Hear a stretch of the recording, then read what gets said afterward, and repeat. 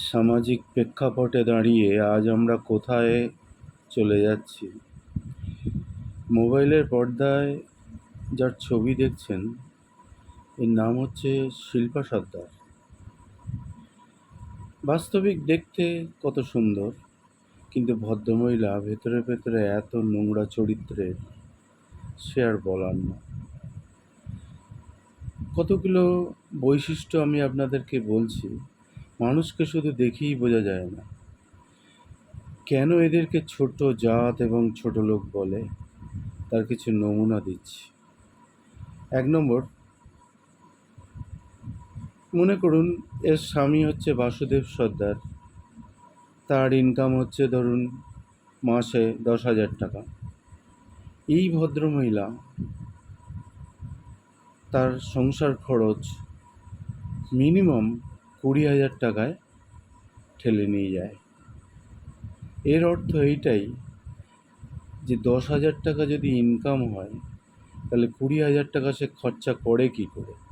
তাহলে ৮-১০,০০০ টাকা তাকে চুরি করতে হবে, নয় ডাকাতি করতে হবে, নয় চিটিংবাজি করে আয় করতে হবে। বাসুদেব সর্দার ওই ৩ নম্বরটাই করে, অর্থাৎ চিটিংবাজি করে আয় করে। বিভিন্নভাবে ভালোভাবে বন্ধুত্ব করে ভালো লোকের সাথে প্রথমে, তারপর তার কাছ থেকে মোটা অঙ্কের টাকা নিয়ে আর শোধ করে। এই কাজে সম্পূর্ণ সাহায্য করে ওর স্ত্রী, অর্থাৎ মোবাইলের পর্দায় যিনি এখন আছেন, এই শিল্পা সর্দার। ওকে রাত্রিবেলা করে, মানে বাসুদেব সর্দারকে রাত্রিবেলা করে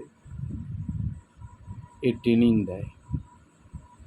এমনভাবে ট্রেনিং দেয় যাতে ও 100% সফল হয়।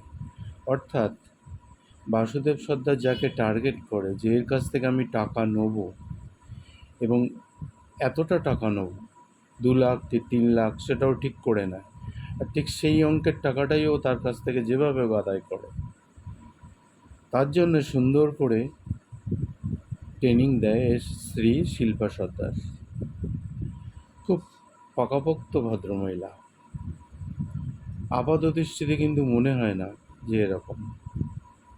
যাই হোক, আরেকটা কথা হচ্ছে কি সেকেন্ড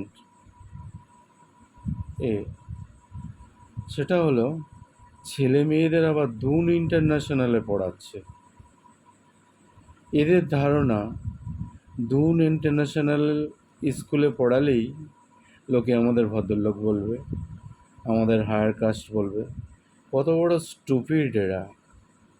এটা জানে না ভদ্র হতে গেলে রক্তটা ভালো হওয়ার দরকার, বংশটা ভালো হওয়ার দরকার, ভালো ব্যবহার দেখতে চায়। একটা মানুষকে আমরা দেখলেই প্রথমে বুঝতে পারি তার কথাবার্তা বা তার হাবভাব দেখে যে হ্যাঁ, এ ভদ্র বংশের ছেলে বা মেয়ে। কিন্তু এদের হাব ভাব চালচলন বাইরের দিক থেকে ভালো হলেও ভেতরে কিন্তু মোটেই ভালো না।